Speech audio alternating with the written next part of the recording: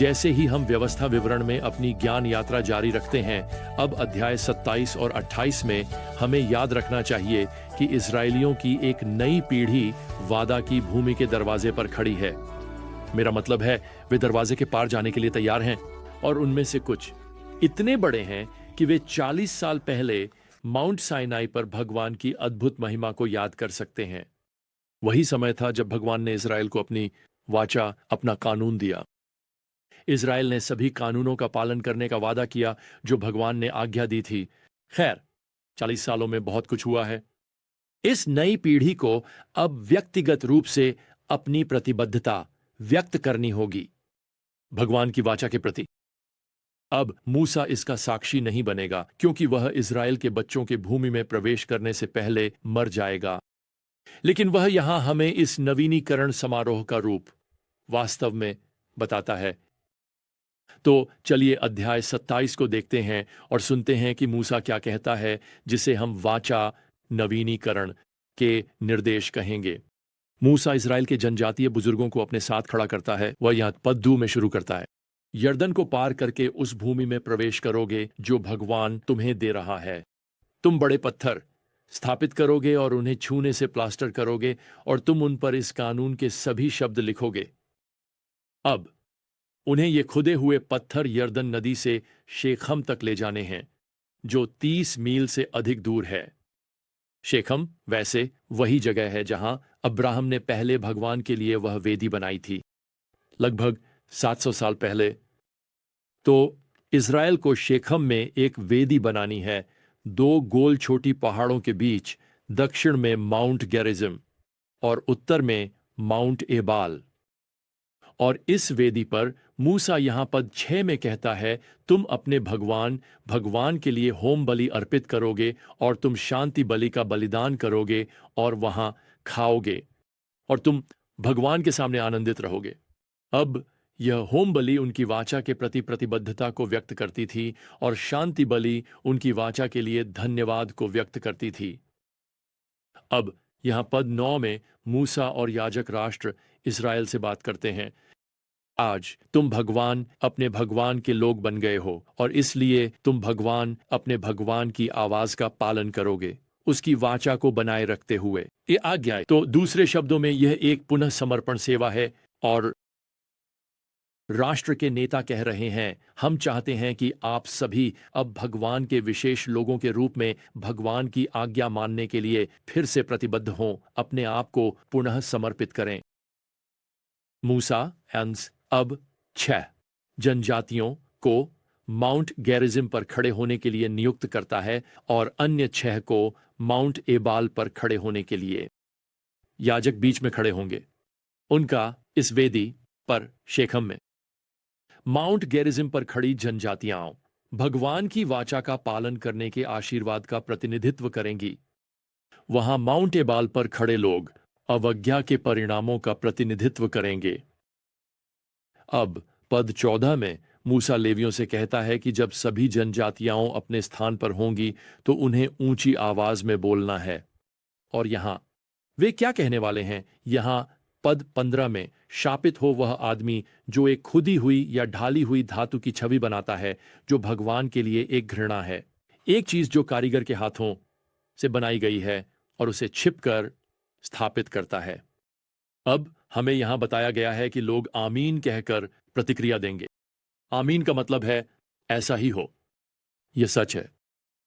और याजक अब 11 और शाप या परिणाम देने वाले हैं, और हर एक के बाद लोगों को चिल्लाना चाहिए, आमीन। इसका मतलब है कि तुम सही हो, ऐसा ही हो, यह सच है।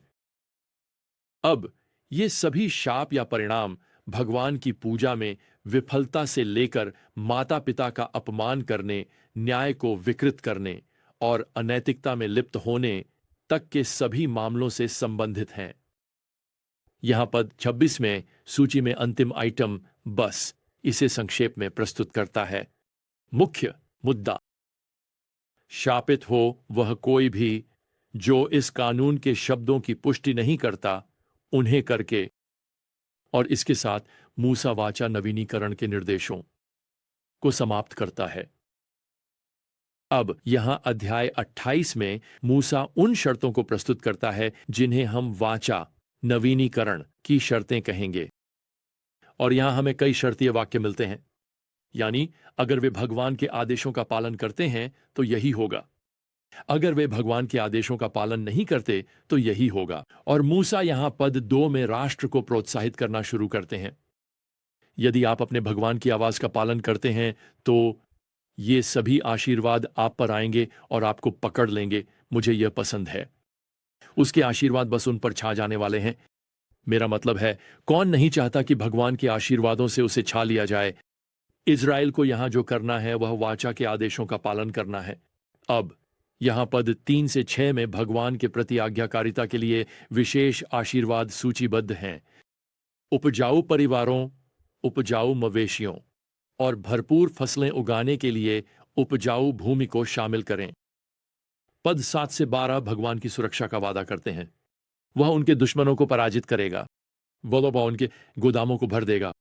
वह अन्य राष्ट्रों को इस अद्भुत लोगों और उनके अद्भुत भगवान पर आश्चर्यचकित भी करेगा। आप जानते हैं, कोई भी इस तथ्य को नजरअंदाज नहीं कर सकेगा कि इज़राइल के परिवार बढ़ रहे हैं। वे खरगोशों की तरह बढ़ रहे हैं। मेरा मतलब है, उनके झुंड बढ़ रहे हैं। झुंड।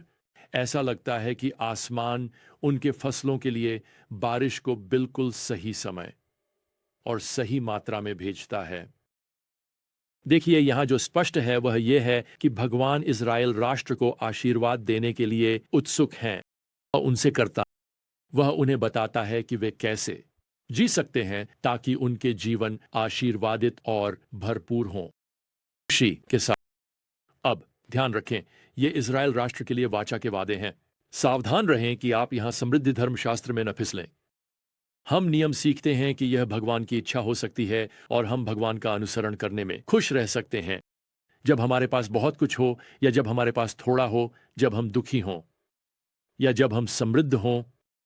अब भगवान इज़राइल को बताएंगे कि अगर वे उसके शब्दों पर नहीं चलते तो उन्हें क्या उम्मीद करनी चाहिए।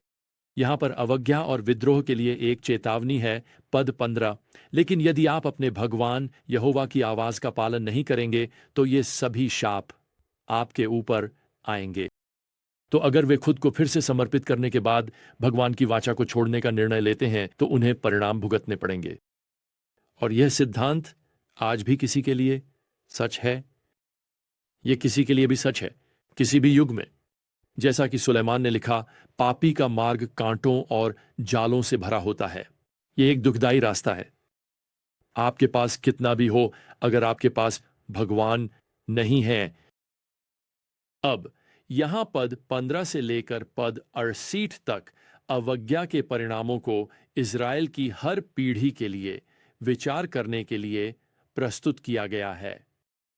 आप जानते हैं, इस दौरान कई बार शापों और परिणामों की लंबी सूची इज़राइल को उनके दुखों का कारण याद दिलाया जाता है। पद 20, आपके कर्मों की बुराई के कारण, क्योंकि आपने यहोवा की आवाज का पालन नहीं किया।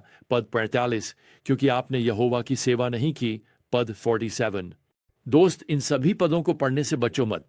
मुझे आपको बताना है, मैं इस वाचा नवीनीकरण समारोह में कई पाठ देख सकता हूं जो आज के विश्वासियों पर लागू होते हैं, और मुझे आपको बस 2 में से एक बताने दें। पहला यह है, भगवान की भलाई हमें अपनी आज्ञाकारिता के लिए प्रेरित करनी चाहिए। देखो, इज़राइल ने अपने अतीत में भगवान के आशीर्वाद का अनुभव किया है। उन्हें भविष्य में भगवान के आशीर्वाद का वादा किया गया है। ऐसा लगता है जैसे मूसा उनसे और हमसे कह रहे हैं, सुनो, अतीत और भविष्य में भगवान की भलाई आपको प्रेरित करे, आपको प्रोत्साहित करे, आपको भविष्य में उनकी आज्ञा मानने के लिए प्रेरित करे, उपस्थित। और ऐसा चाहिए। दूसरा पाठ यह है, भगवान की निरंतर अनुशासन हमें अपनी अवज्ञा से हतोत्साहित करनी चाहिए। आप जानते हैं, मूसा ने यहां इन 54 पदों में यहोवा की अवज्ञा करने के लिए परिणामों की एक श्रृंखला प्रस्तुत की है। यह वही चीजें हैं जिनके लिए भगवान ने अतीत में इज़राइल को अनुशासित किया था और इस नई पीढ़ी को। खैर, अब उन्हें बेहतर जानना चाहिए। मूसा प्रभावी रूप से कह रहे हैं, वहां मत जाओ, इतिहास को मत दोहराओ, अपने पूर्वजों की तरह मत व्यवहार करो। भगवान की निरंतर अनुशासन को किसी भी विचार को रोकने की अनुमति दें। अवज्ञा के बारे में मुझे बताने दो, इज़राइल का भगवान वह नहीं बदला है।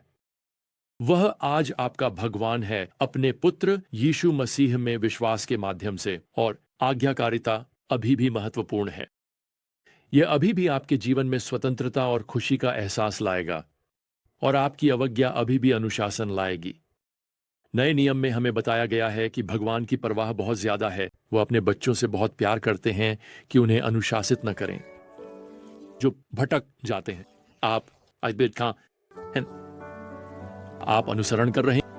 क्या आप उसके अनुशासन का सही तरीके से जवाब दे रहे हैं और उसकी ओर वापस आ रहे हैं? क्या आप उसकी भलाई और वफादारी के लिए उसका धन्यवाद कर रहे हैं?